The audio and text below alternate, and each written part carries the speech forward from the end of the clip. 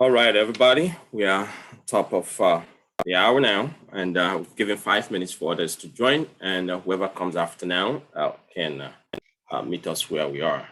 Thanks, everybody, for showing up. It's not everybody that calls that has people that shows up. I think you guys were making out your personal time today to join us today. Before we start, please let's commit this moment to God. In the name of the Father, and of the Son, and of the Holy Spirit. Amen. Father, Lord, we thank you once again for another opportunity this very day that you've blessed as we have come together, O Lord, to share knowledge that we have with our brethren. We pray, O Lord, that at the end, the knowledge that they will acquire will enable them to understand why we have come and join us in the program as we progress. We know our prayers have been answered because we pray through your Son, our Lord Jesus Christ. Amen. In the name of the Father, and of the Son, and of the Holy Spirit. All right, guys, thank you for joining today. This is a session that we always do before we commence our registration. This is to enlighten people on the need for cybersecurity as a career path and even as a daily life. A lot has changed since last year. A lot has happened in the cyber world. There's been a lot of breaches, and we do this awareness to let people understand why a career path in cybersecurity is highly in demand today. So today, it is ZerONE Data Solution and our partner in Nigeria that we're partnering with to showcase what we do here also in Nigeria for a time frame that will fit the Nigerian market. Suntech is in Lagos. More information of that could be furnished to you if you need that information. But on today's program or today's open session, we'll be discussing on career path and information technology, precisely in cybersecurity. I'll do the presentation today. Unfortunately, we don't have any guests. There's no guest speaker, but we will be able to answer your questions at the end of the presentation. We'll try to make it snappy to finish here on time so that we can go back to our daily activities. So we'll be talking about entry-level requirements for an IT job. A lot of us wants to get into IT job or IT career, but they don't know exactly how to go about it. We'll be talking about the right certifications, because certifications actually makes you stand apart from the rest of the people that are trying to get into the job market.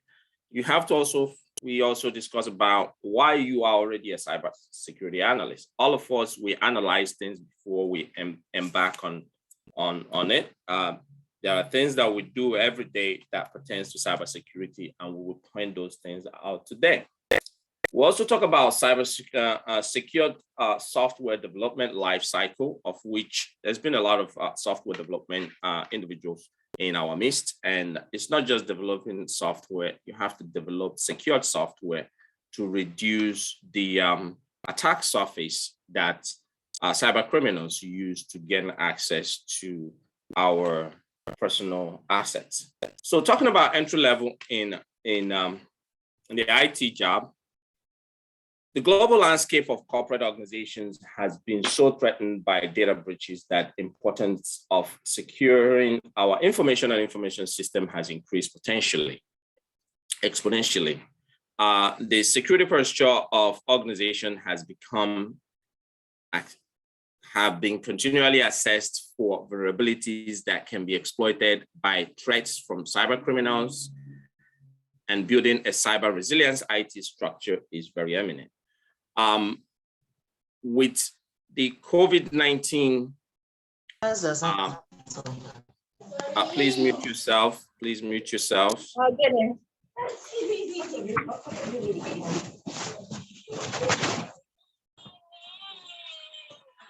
Please mute yourselves. Thank you. All right.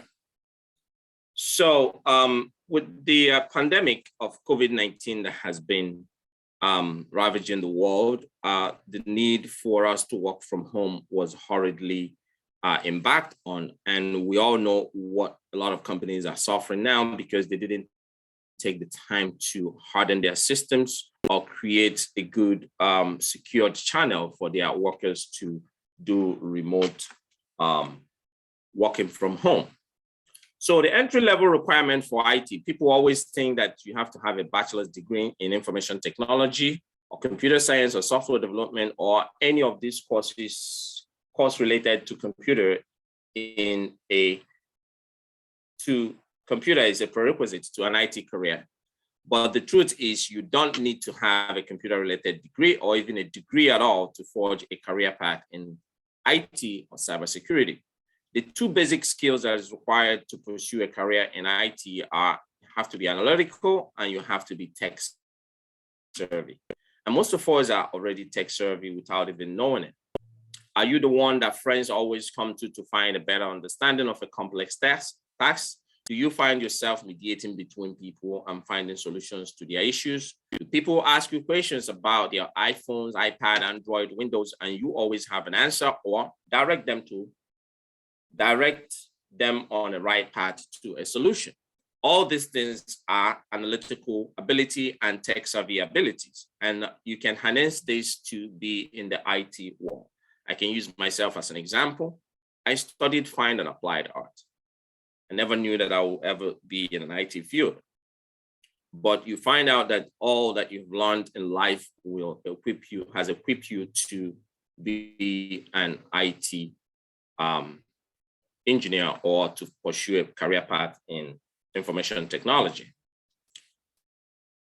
Then you are a tech savvy and the IT industry needs you. Most IT jobs postings will use words like identify, which is conducting root cause analysis, align, which conducts forensic analysis and produce metrics, from prioritize. You might be analytical without even realizing it. You have to be able to analyze risk and prioritize risk based on their severity. Entry-level requirement. An entry-level requirement is to be successful in the IT field, you have to be self-directed and the desire to always learn and challenge yourself. You should be able to identify opportunities for improvement, set goals to make those improvements and work towards goals on your own. So not only that you are in the IT field, you have to make yourself stand apart from the rest. And one way of doing that is through taking some certifications. The right certifications for an IT career path. With the rapid growth in technology, you are required to pursue continuing education as a way to remain relevant in the field. Although certification is voluntary, it makes you stand out from the crowd because you have done your due diligence and prove that you not only have the skill, but you have been through the rigors of an examination and can prove that you know technology. In some cases, you will find that some organizations will actually demand you to pass some certifications. They will give you like 3-6 months and they will pay for it. And in such situation, you should take advantage of that because your certification is your certification, although it's been paid by the company. So we have two different types of certifications out there in the field. There is vendor-specific certification, and then we have vendor-neutral certification. A vendor-specific certification, most tech blue chip companies have various certifications as rigors to prove that someone really knows what they are talking about. They all have certifications for entry-level position, associate level, professional level. These certifications are proprietary to their various companies. So when you have company like Cisco, Amazon, AWS, Microsoft, they do have their own certification. And once you are keyed into one of those certifications, you are tied to it because it becomes your line of certification. Most especially I will advise somebody that wants to do that. If your company deals with AWS, yes, that becomes your path.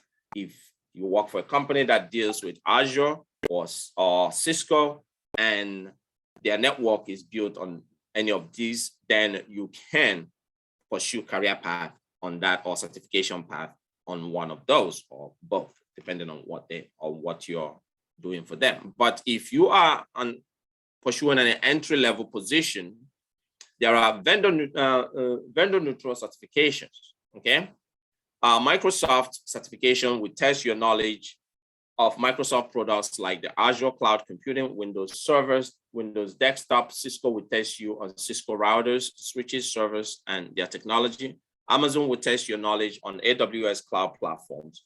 Because of their proprietary nature, you will be locked in on that particular skill set. You will see some people that will have all of this, but it's not just having a certification. You have to maintain the certification. There are yearly fees that you pay. You have to meet up with their various CPEs in order to retain your certification.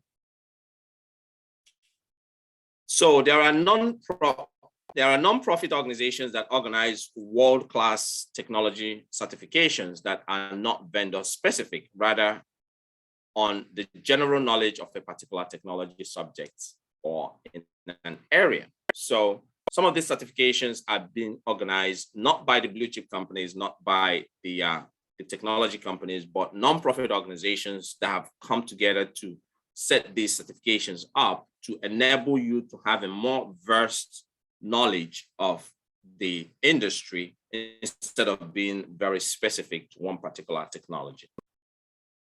One of them that I'll mention is CompTIA. CompTIA takes you from the entry level of certification to a computer hardware for computer hardware and software basic for A+, Network Plus for networking, administrator, aspirant, and Security Plus for cybersecurity entry level. These are all entry level certifications. Some people will start with A+, which teaches you or takes you through the hardware and the software components of a computer. There are two different exams on the A+ certification. Next, you can take the Network Plus certification, which takes you all round about networking.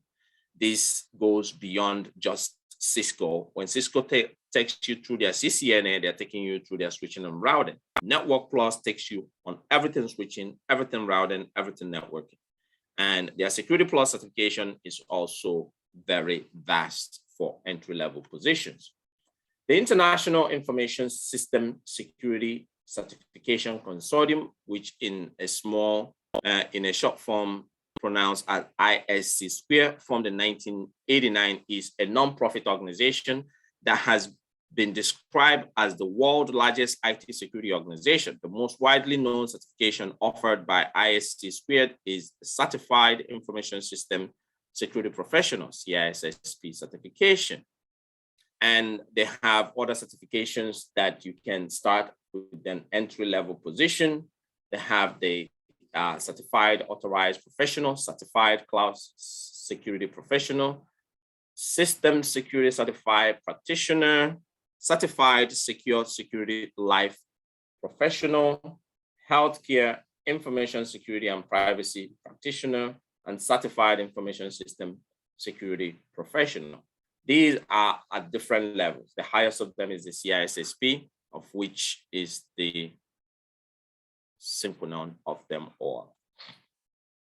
So certification materials. A lot of people will want to take these certifications, but they don't know how to get around it, where to get the resources. There are various resources. 20 years ago, 24 years ago, when we got into this field, you can only get resources by attending boot camps, going to classes, or maybe if somebody has a CBT, a CD or DVD for you, you can use that. But today with YouTube very accessible to everybody, there are lots and lots of materials that you can use. We're going to mention a few of them here that are very, some of them are affordable, they're very affordable depending on the area that you live, but some of them are free too.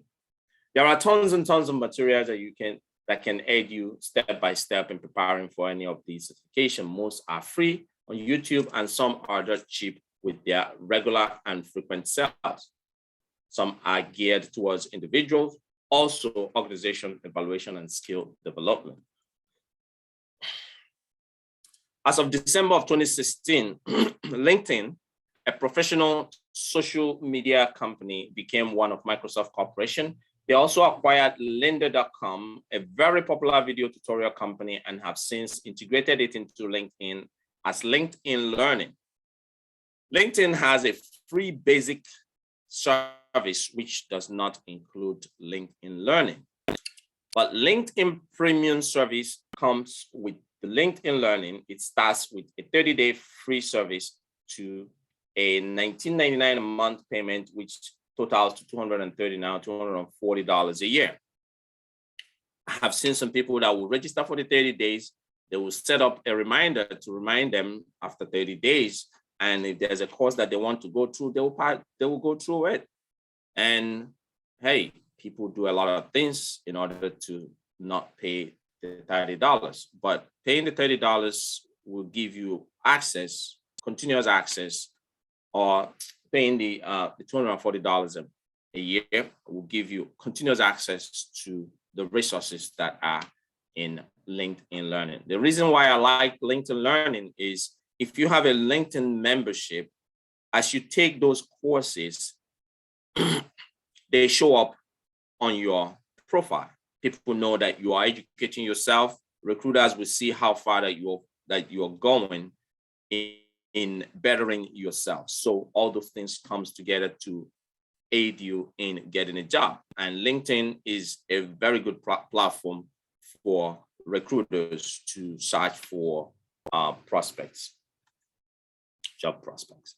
So another one is Cyberary. Cyberary is a premium specific cybersecurity professional development platform, providing the collective knowledge of the industry's top experts and leading organizations to equip IT and security professionals with both the knowledge and skills to achieve their career goal.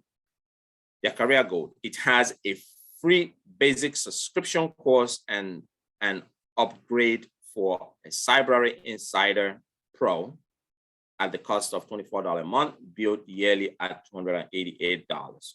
So this is another subscription format. One thing with this subscription is once you falter on the subscription, you will lose access to those. Another one is Pluralsight. Pluralsight is an online education company that offers a variety of video training courses for software development, IT administrators, and creative professionals through its website. The basic subscription is free with some free courses like ethical hacking, social engineering, learning the essentials of CentOS Enterprise Linux 7 administration, threat, attack, and vulnerability for CompTIA Security Plus, and more free courses that you can take even without paying a dime. The best of them all, among all the subscription or the paid version for me, is Udemy. The reason why I like Udemy more than the rest is with Udemy, each course that you purchase becomes yours forever. And sometimes when the course producers update their program, you get the current update. So Udemy, they're always having various sales. If you go to udemy.com, I think they have a sale that just finished last night, which $100 course was being sold for $9.99. So Udemy is also an online professional tutoring platform that is geared towards individuals that wants to develop their career or for professionals that are looking to increase their skills. The basic subscription is free with some free courses like how to start business with offline business application, YouTube thumbnail art strategy, which improves click and subscription, Bitcoin for beginners, your quick start guide to Bitcoin, and so many others. So all these materials are available there. These are the paid one, and YouTube is readily available. If you go to YouTube and search for any of this, people make this and they get, if you subscribe to them, they make money off of YouTube for you because you're watching some of their products. How to protect your asset from cyber criminal. We're just going to touch on this. Every asset has value, and the value that you assign to an asset determines the level of control or protection that you assign to it. We protect our assets from various threats, environmental or natural threats like hurricane, tornadoes, accidental threat like water spill, dropping, loss, etc.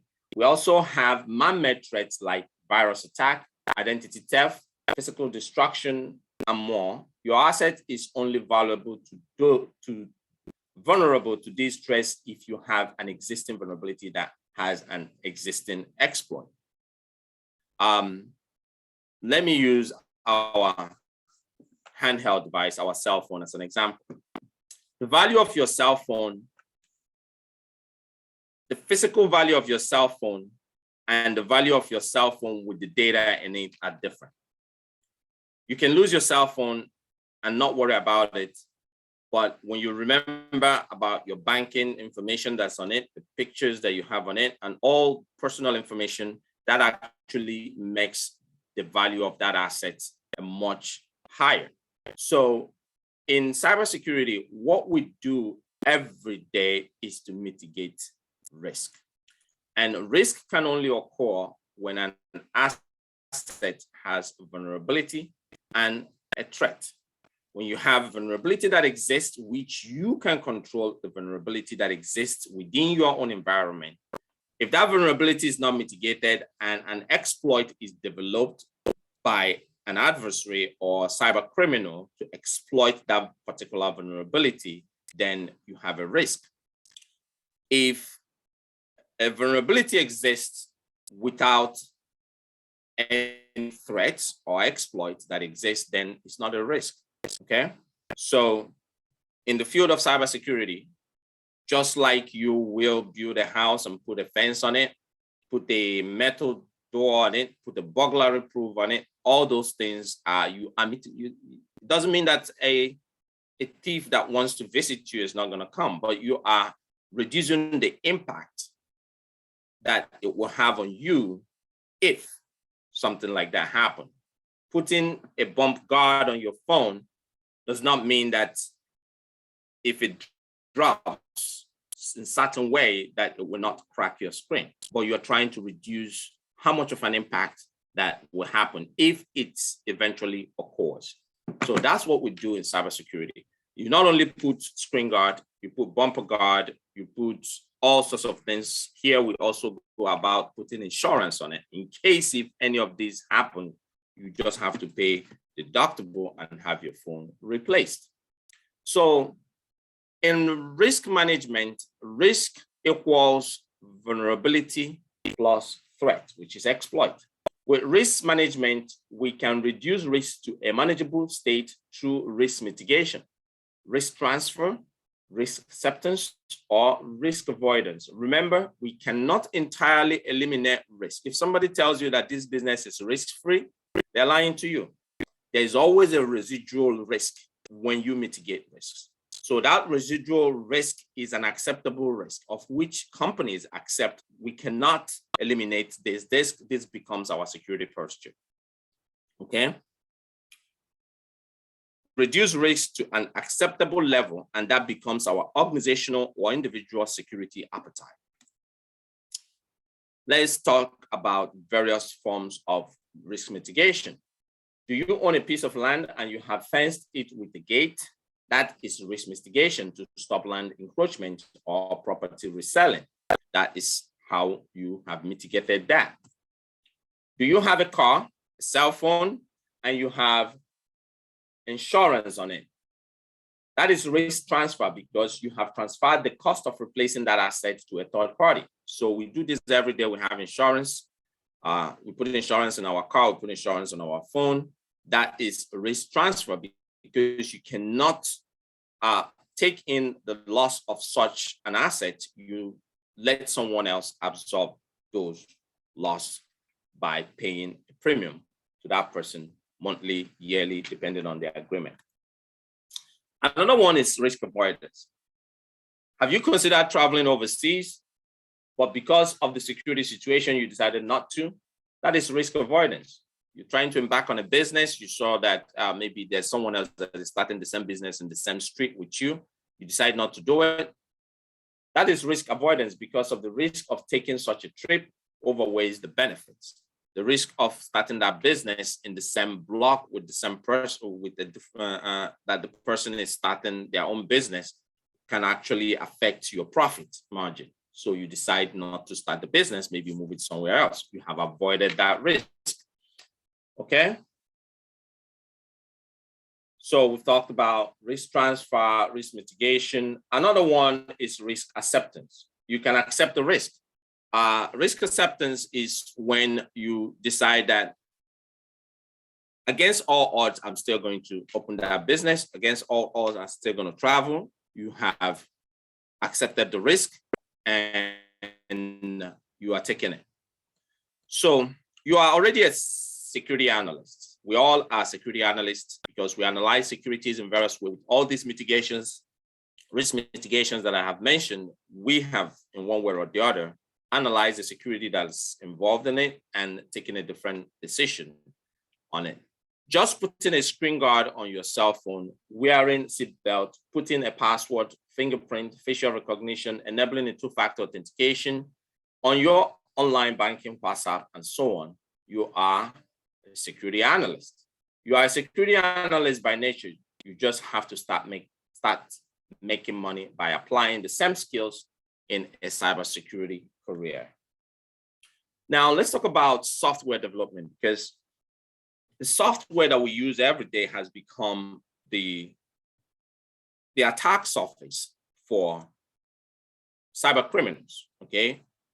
It's either a personal software, it's either an in-house software, or maybe is a web-developed software, which almost 80% of the software that we use today are all web-based.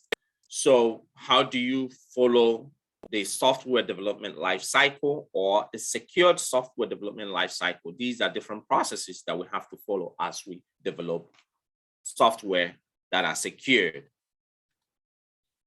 Just like data, software has a useful lifecycle based on stages or phases of development and use. There are 6 main phases of software development, although debatable. These are the major ones. In this phase, which is requirement, defining, we define what we want to do. In the definition is like somebody deciding, okay, I want an application that would do this, okay? In this phase, we are focused on the business requirement of the application. What is the reasons that this customer is demanding this software for? Is it for accounting, database, or CRM? All possibilities for the business needs of the application is considered at this phase. And you have to also consider the risk that are involved in doing so. The next phase is the design phase. This is where you meet with the client to gather stories and their intent for the application. This gives you the bird's eye view of what the final product will look like, the language on which the application will be written, either Python, VBS, C++, or C++, the software type to use. Are you going to use an open source or closed source application? The user interface and the need for modules like the API and they're all discussed at this phase. Development. This is the coding phase of the application. Previously developed snippets can be leveraged at this point.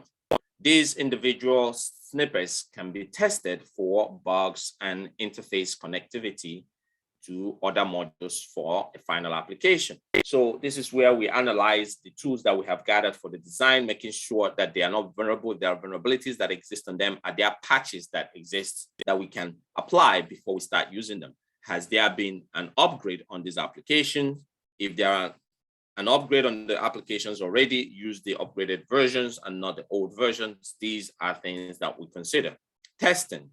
This is where the overall comprehensive testing of the application is done.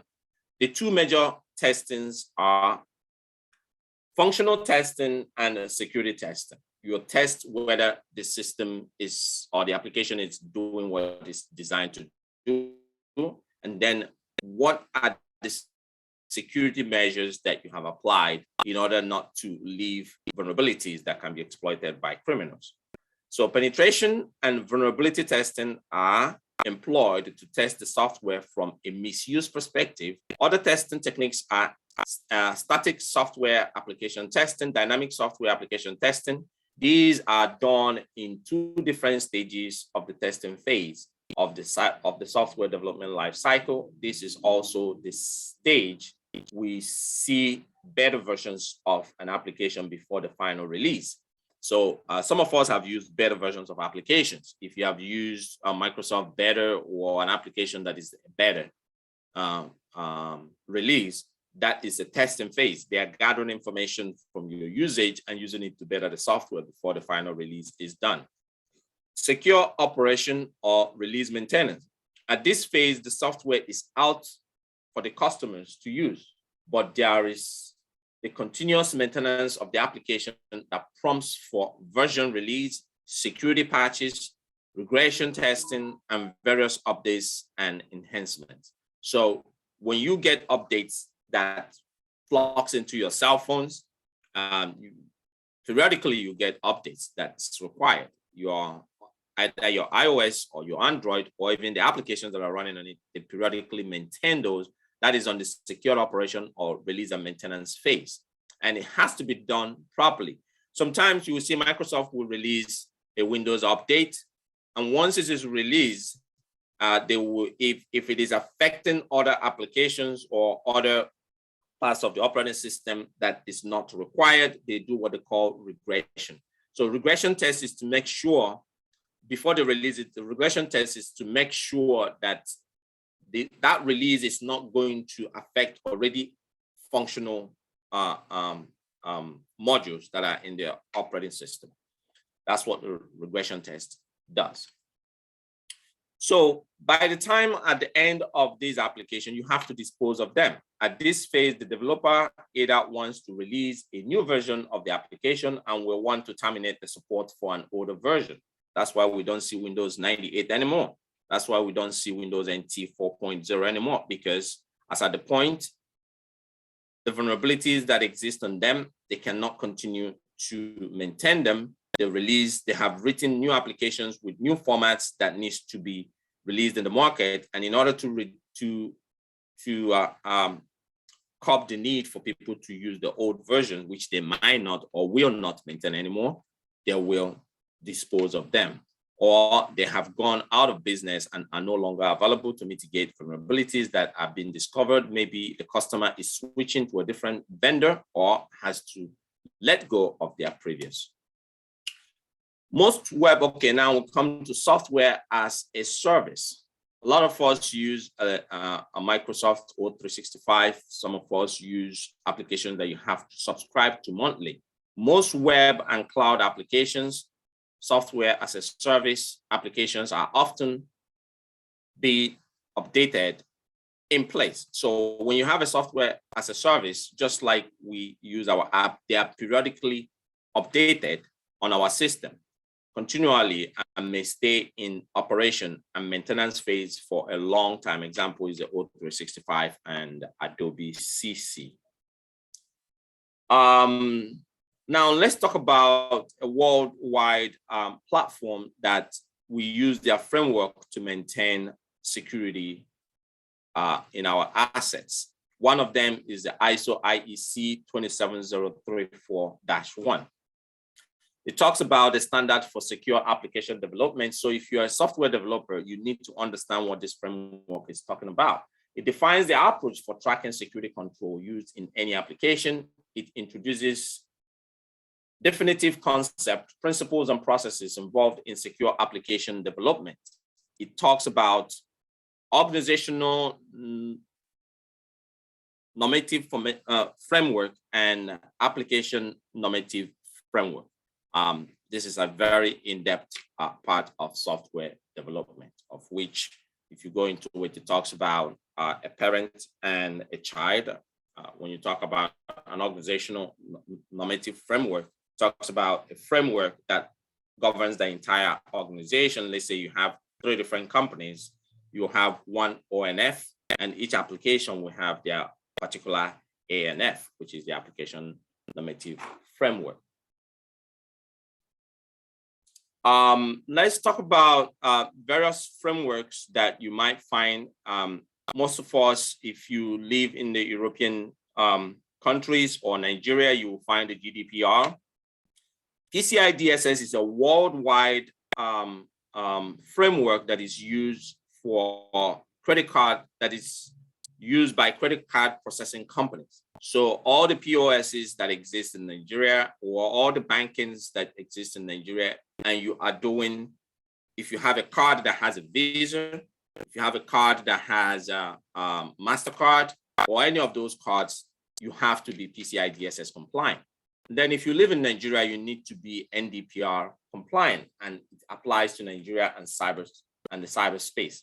The GDPR, which is the General Data Protection Regulation, which went into effect on 25th of May 2018, is one of the most comprehensive data protective law in the world to date.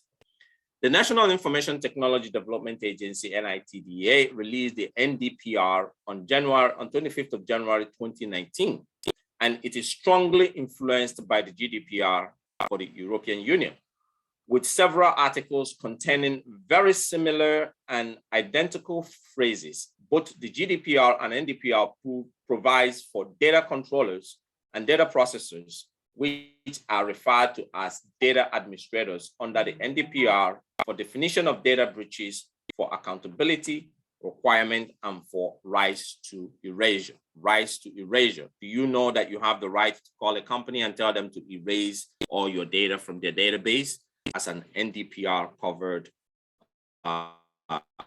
entity? Now let's look at some of the similarities and differences between the NDPR and the GDPR.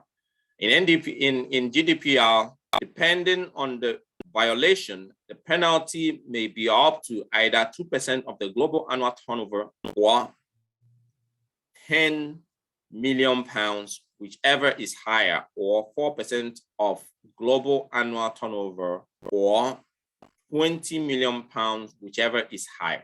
Then in Nigeria, their NDPR outlined that depending on the violation, a penalty may be up to either 2% of annual gross revenue of the preceding year, or payment of sum of 10 million naira, approximately 25,000 pounds, whichever is greater, where the data controller is dealing with more than 10,000 data subjects, or payment of a fine of 1% of the annual gross revenue of the preceding year, or payment of the sum of 20 or 2 million naira, approximately 5,000 pounds, whichever is greater, where the data controller is dealing with the fewer than 10,000 data subjects.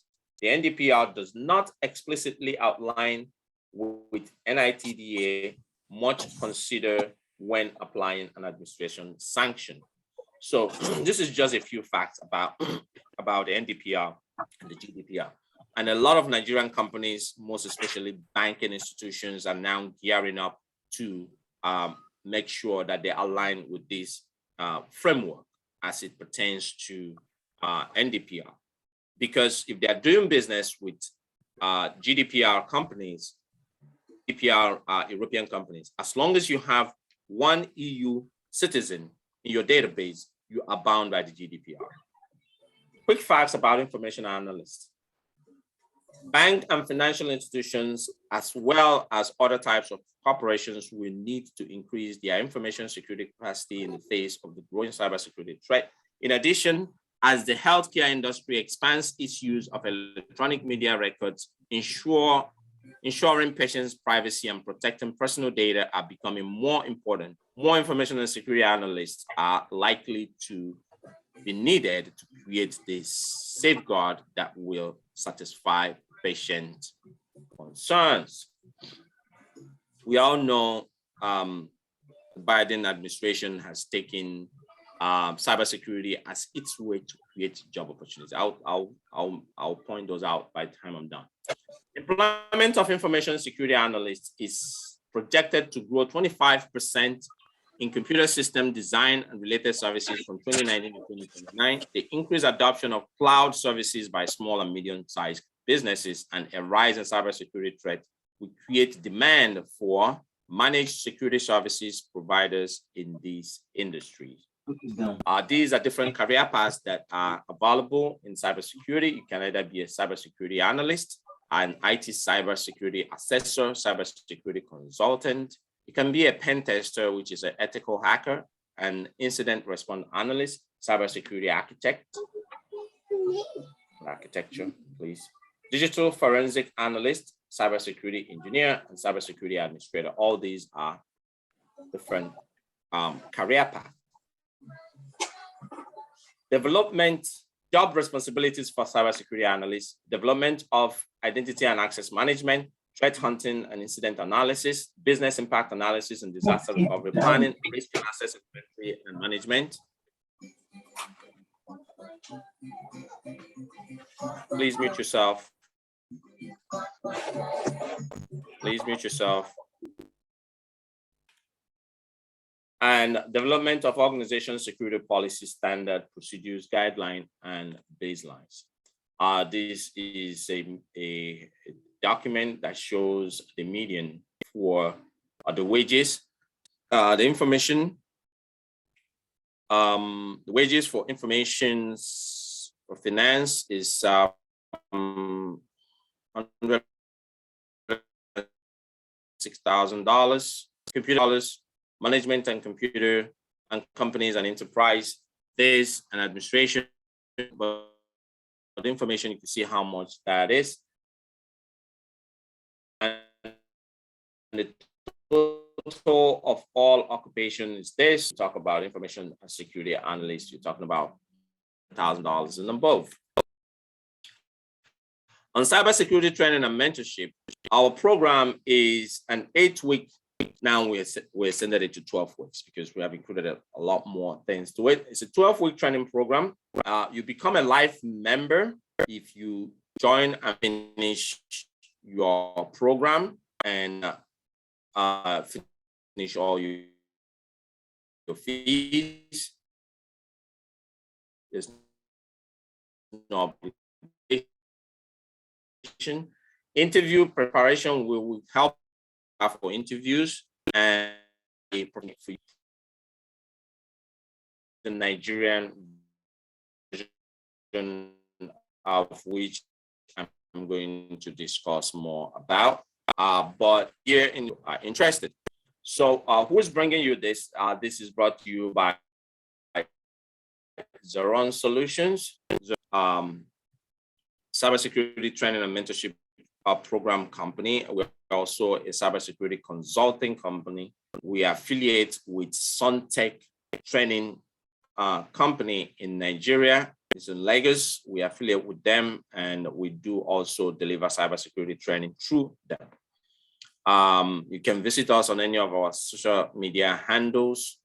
Our curriculum is based on the most recognized vendor-neutral entry-level security certification. By the completion of our program, you will be ready to take the CompTIA security certification, SY0-601. The exam comprises of 90 questions and lasts for 90 minutes with a pass score of 750 on a scale of 100 to 900 based on these 5 domains.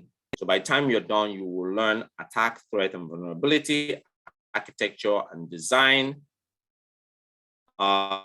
implementation, operation and incident response, governance, risk, and compliance. And that is me, Mazi Austin Uchewankwo. I'm a CISSP Cybersecurity CCNA, the CEO of ZerONE Solution. I have more than 25 years experience in IT.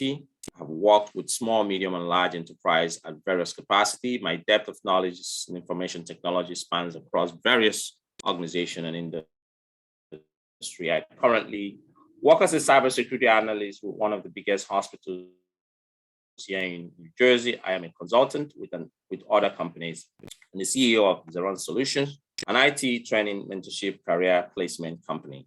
So at this time, I'm open for your questions. I've seen a couple of us have written some question in here. So if you have a question, you can type your question chat. Thank you very much for listening. Somebody wrote here, YouTube University is awesome. One is Linux Academy. Thank you very much for that. Thank you very much. All these resources, these are the things that we when you join the program, you will be added to our forum where we share information, where we share job opportunities. We also share interview ideas. Interview preparation is another thing that we do. We also go through questions and answers, exam prep questions to enable you understand and have a good grasp of how to take the certification exam. Okay. And I'm going to thank you very much. Emeka, the good thing about this session, okay? Yes, one thing about this session, thank you very much for reoccurring that. Once you finish this session, once you finish one session, you can come as much as you want. There is nobody that does that. The reason why we do it is just like a child will start learning to talk. They start making noise. They don't understand what they're saying, or they don't make a full sentence. By the time they keep repeating it, it starts making sense to them. That's how we see this program. At your first class, everything might sound Greek to you. And our class is geared towards people that work 9 to 5, because when you get home 9 to 5 here in the United States, you can now join the class by 8 o'clock, 8 p.m. to 10 p.m. Tuesday, Wednesday, Thursday, and Saturday, we do it from 10 a.m. to 12 p.m. So you have your time. So you can always join. By the time you're done with the program in the first 8 to 12 weeks that we do, then you can join the program again. You can keep coming. And each of these sessions that we do is always different. There's always new dynamics that comes into play each time. Those who studied nursing information can cybersecurity benefit? Yes, of course. Health informatics, that was one of the career paths that I wanted to change. I wanted to move into from IT at one point.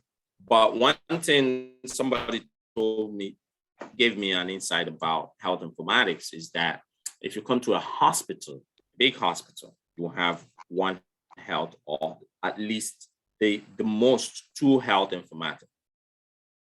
And their job opportunity is very reduced, it's very minimal. So that was why I decided not to go into health informatics.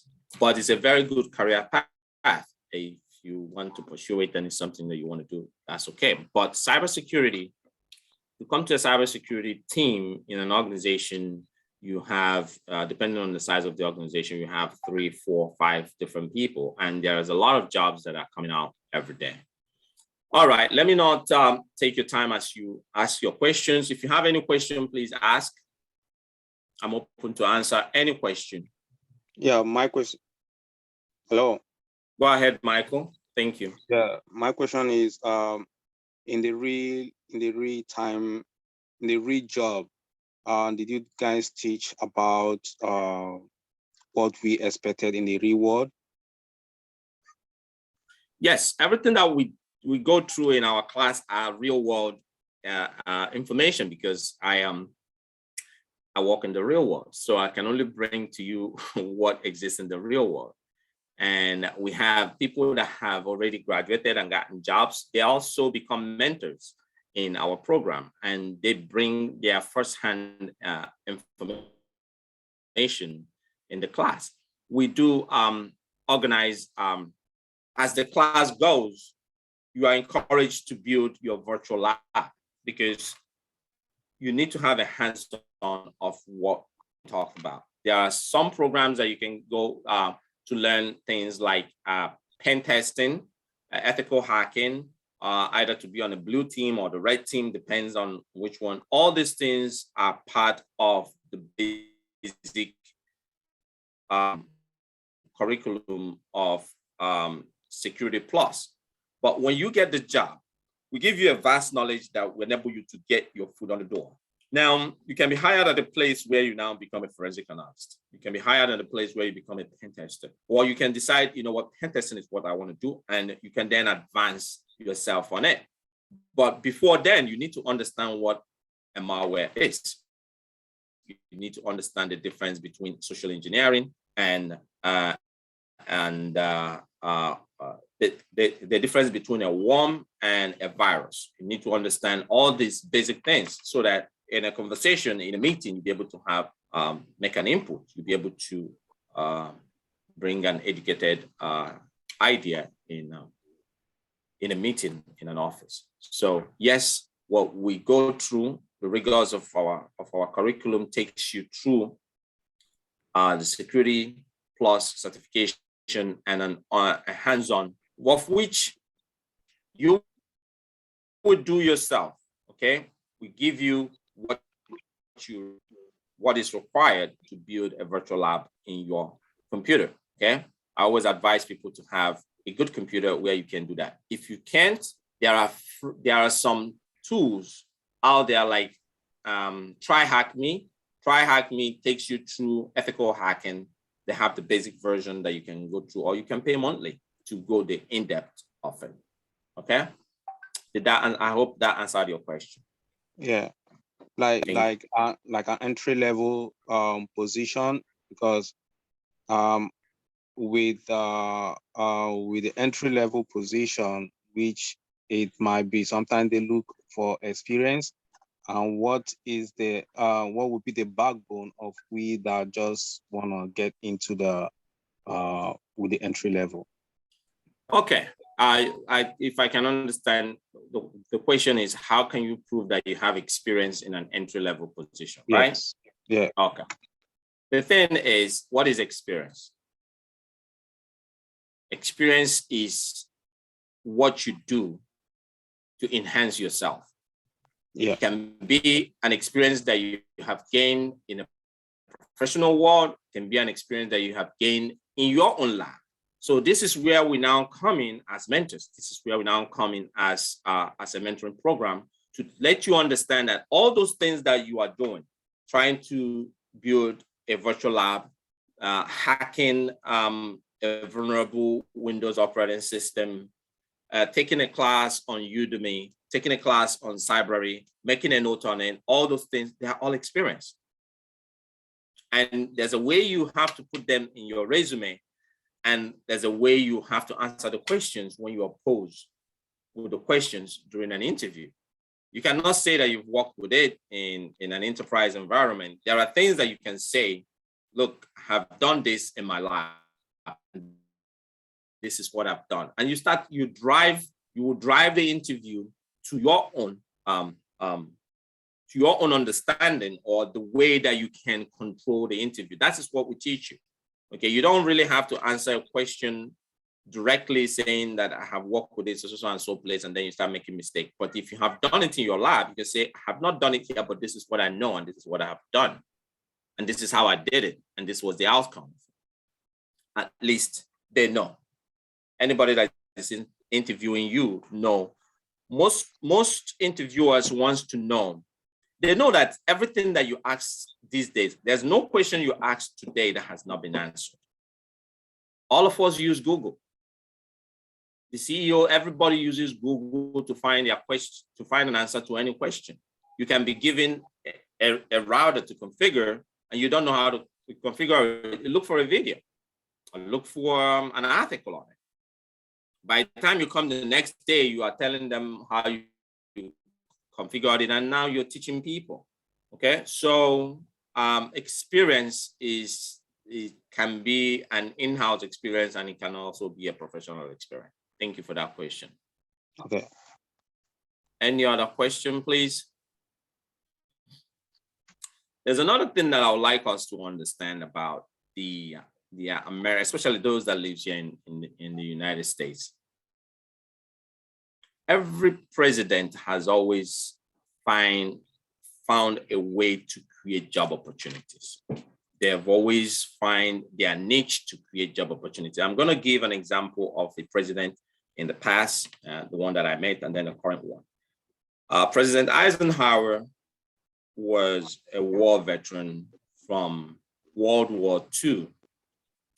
When the Allied forces went into Germany, he was amazed. Even before then, he was given a task in the United States to see how the American military can move equipment from the East Coast to the West Coast. And one of the problems they ran into is that our roads, the American roads were too small, that sometimes they have to run off course in order to let other cars pass. But when he went to World War II, he found out that the Germans have developed the Autobahn. And the Autobahn was very massive, and they were able to move from point A to point B with their equipment easily. So when he came back and became the president, he wanted to sell the idea to build this interstate network of roads that we have enjoying every day in the United States. The only way he sold it to them is to tell them, what if the Russians attack us with a nuclear weapon? How do we evacuate people from point A to point B? And that, during the Cold War, became a necessity for the United States to build the interstate network that we have today in the United States. And that's why we have all this zigzagging of road networks from state to state. When President Clinton was the president of the United States, his niche to sell job opportunities was the Y2K. I was a benefit of the Y2K era. A lot of money was pumped into the American system in order to get they know that the computers were not going to mess up. But what if it does? Let's mitigate that problem before it happens, okay? And all we were doing was flashing BIOSes and changing NIC cards and changing the time from 1999, putting in 1999 so that it can switch properly. And that day came, the war didn't end. And today, even George Bush, the Jr., what he used was terrorists. The terrorism became his niche to sell the job market. Today, Biden is using cybersecurity to sell the job market to the American people. That's why a lot of money is being pumped in. So if you want to get into cybersecurity, if you want to get into the IT field, cybersecurity advice, this is an opportunity, because if you miss it now, another thing is going to come. So you have to want it and want it so bad, because there are so many other people that want the same thing that you want. So you have to prove that you really, really, really want this. And by the time you succeed, you will see the worth of what you have struggled for. So this is just a little story about how the American system works. But right now in Nigeria, the Nigerian government they are mandated now to follow the due course of data protection, because the European Union, which is one of their biggest counterpart in businesses, have adopted the GDPR. And as long as you're a bank, you're a company, you're an enterprise, any part of the world, and you have a single EU citizens account in your database, you are automatically bound by the GDPR. I'm going to meet you, Michael, please. So that is how the train works. You can get on the train while it's still on the station. Otherwise, you'll be seeing the red. All right. Any other question? Yeah, I had my question in the chat already. Okay. Let me see. Can you repeat it? I've read a couple of questions here. Okay. My question is, for somebody that has done this nursing informatics, which other thing can the person do in the computer world to either upgrade or combine two things in order to become more marketable? All right, I think I answered that question. Health informatics, like I said, is one of the program that I wanted to do when I was just in IT. I wanted to get into health informatics, but the problem with health informatics is there's limited amount of jobs for health informatics. You can have one health informatics for an entire hospital. Okay, so you can have an entry level coming into cybersecurity, and then you can pivot into that depending on where you are. I mean, we're all looking for job. We're all looking for a job that pays good so that we don't have to be working our butts off trying to make ends meet. You want to have a 9-to-5 job that is paying you 6 figures so that you can come home and spend time with your family, right? It does not have to be health informatics, but you find out that the knowledge that you've gained on health informatics can actually play a very pivotal role in your cybersecurity career, because in every aspect of our life, there is cybersecurity. The person that is coming from finance understands how money works better and then apply security to money. The person that is coming from education knows how education works, that he can be able to apply a FAPA framework on it properly. If you're in finance, you're doing GDPR, GDBL, I think, yeah, Crime League Ditchland, if you're in the United States. But if you are in Europe, GDPR covers everything. As long as you're touching people's data, you're collecting information, your cell phone number, your address, your name, your passport number, those are personally identifiable information that can be sold in the black market. They can be sold in the cyber world, in the cybercriminal world, and they can use it to do anything. So all these things are information that companies need to protect them properly. There are breaches happening every day. What companies are doing now is, when will it be my time? Will it happen? Yes, it will happen, but when will it happen? Okay, because no matter how you mitigate, no matter how you protect, there's gonna be vulnerabilities. You all heard about the 4J something that came up the other day. It has been existing. It's just that there was no exploit on it. Somebody discovered the exploit and everybody jumped on it. And people were running helter-skelter trying to protect their data. We all heard about the supply chain that happened with SolarWinds. SolarWinds was a reputable software company, but they pushed an update that was vulnerable. And it happens that it was engineered from the internal. So all these things are things that we need to know, we need to understand, and know how to take care of them. I hope I answered your question. Yes, you did. I think that we don't have any more time, so maybe next time I ask more. Thank you. No problem. You can always reach me. My number is on the flyer that I sent. If you are interested, we have started registering. If you can go to there's a form that you can fill on that flyer if you want to, or reach out to me. Like I said, our program is a 12-week program. It runs from Tuesday, Wednesday, and Thursday from 8 p.m. to 10 p.m. And on Saturday, we are on from 10 a.m. to 12 noon. And we try as much as possible to be on time and to cover all the necessary things that we need to cover to give you what's required to be in this field. And mentoring is one thing I enjoy doing. Teaching, impacting my knowledge, what I know in people is what I enjoy doing. And you can always call me. If you're somebody that you've gone through the class, if you have your certification, if you need any advice, I can advise you. I can give you advice on how to approach your interviews or how to get that job, because I'm sure you will remember me one day.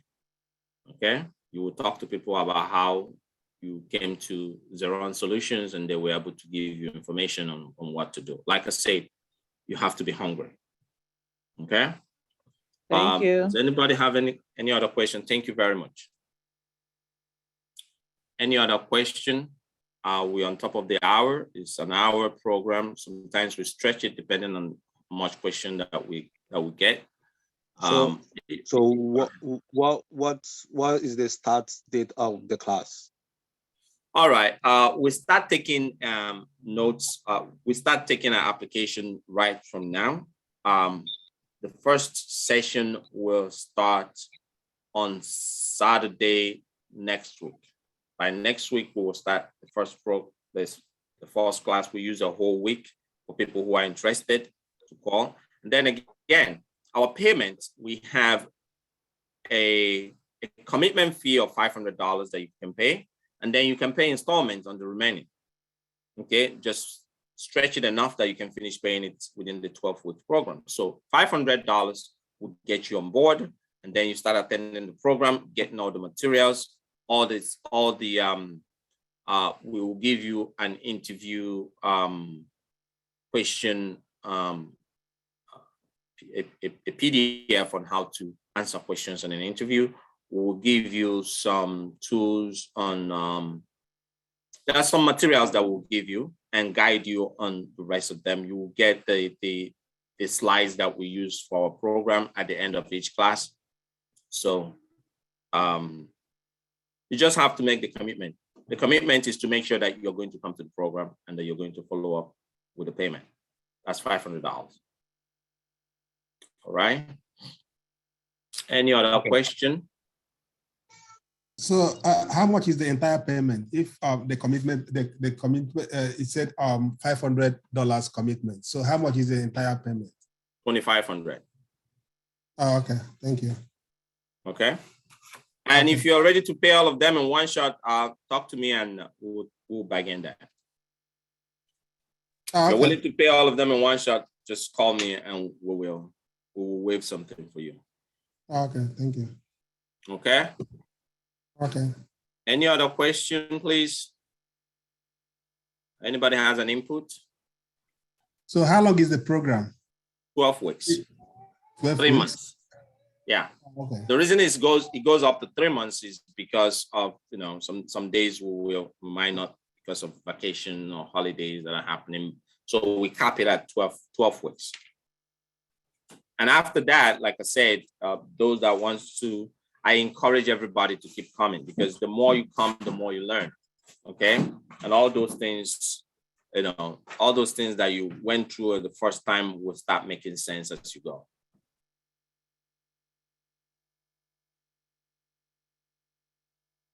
I hope I answered your question, Mr. Yes. Joseph. Thank you Yes, very much. I have another question. Go ahead. I know that everybody is different. So how long do you think is reasonable for one to prepare for a Security Plus exam? I know that everyone is different, but how long do you think is reasonable? Like you said, you answered your question before you didn't ask it. Like I said, if you're new into IT, I remember the first time I started taking an IT class, everything was vague. I couldn't understand what's being said. But as time went on, perseverance, persistent, learning, studying, asking questions. One thing I would like for all of us, if you're interested in this field, surround yourself with people that are in the field already. Ask them questions, because one thing we love doing in this field is sharing, because the more you share, the more you learn, okay? Ask them questions. Look, what is it that you do? How is your daily activities? What is the biggest problem that you face? Draw me a scenario. Tell me stories, Ask them questions. From that, you now understand what this field is all about. Okay, that's what they call indicator of compromise, which will be sent to you by different companies. Some of them you find yourself. All you do is to block them. Make sure that if there are computers that have already shown compromises, mitigate them by using the tools that are already available in your office to mitigate them.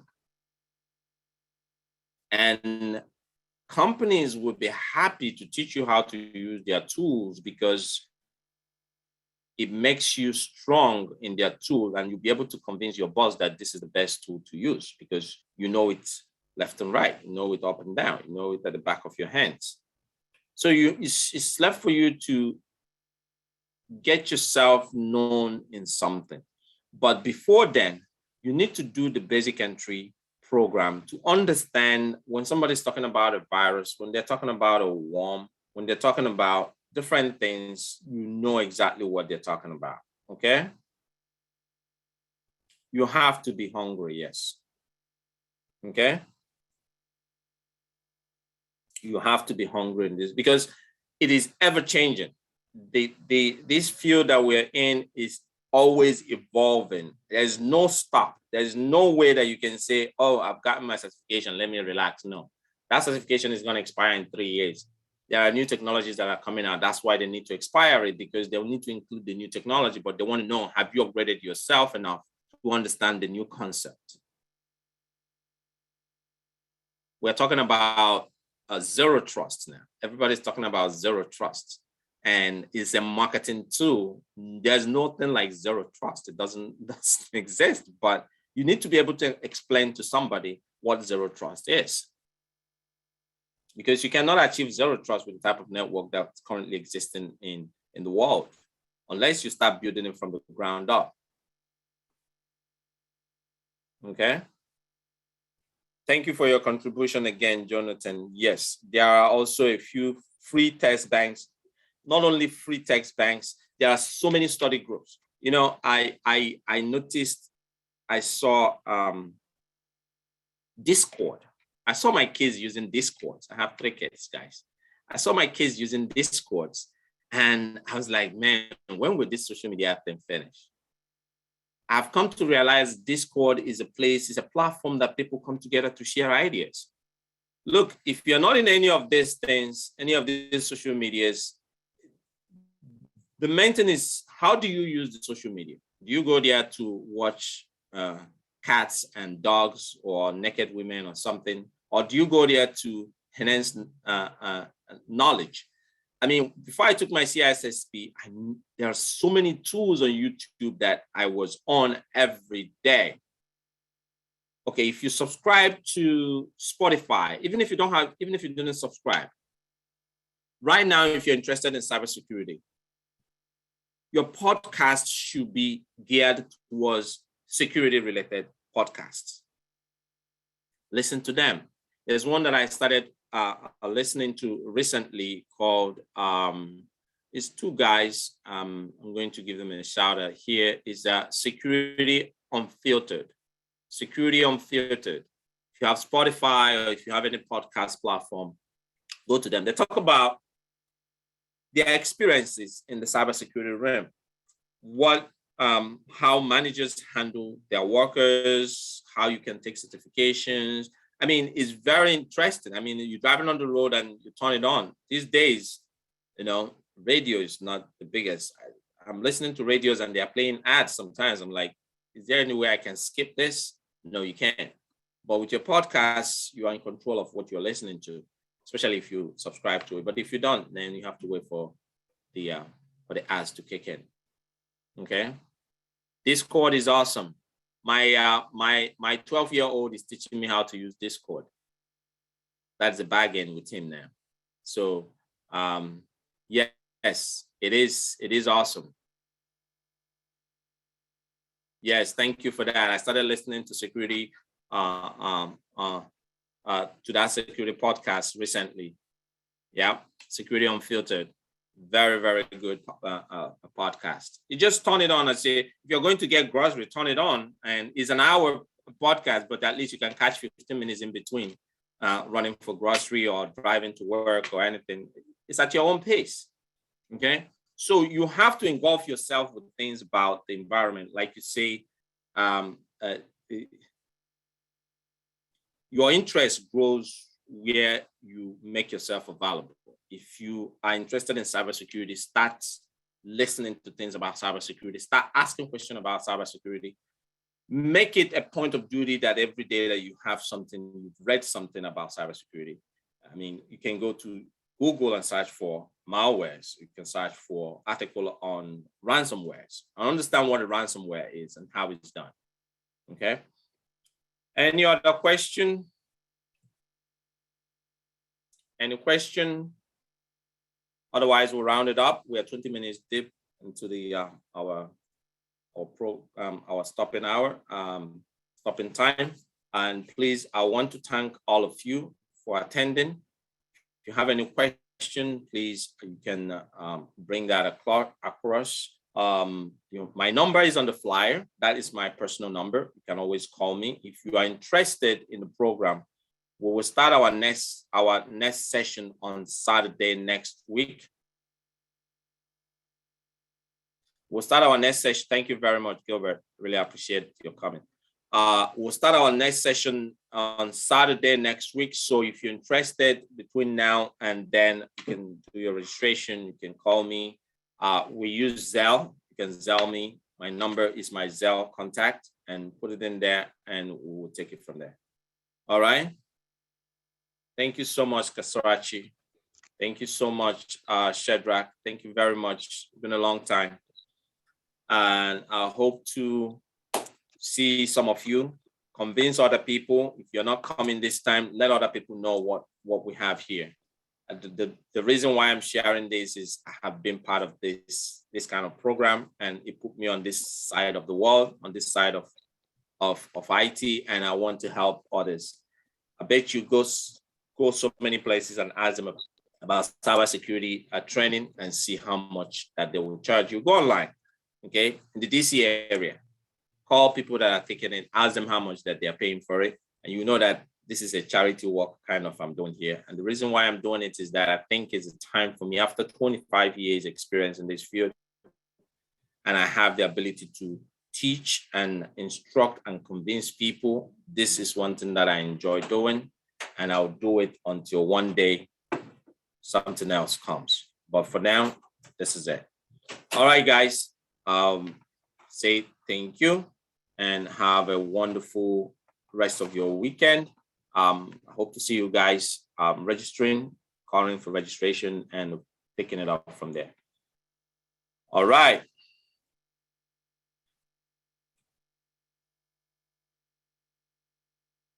So if you want, you can get off. I am going to, if you have any question, reach me. My number is also my WhatsApp. You can hit me up on WhatsApp also. All right. Thank you.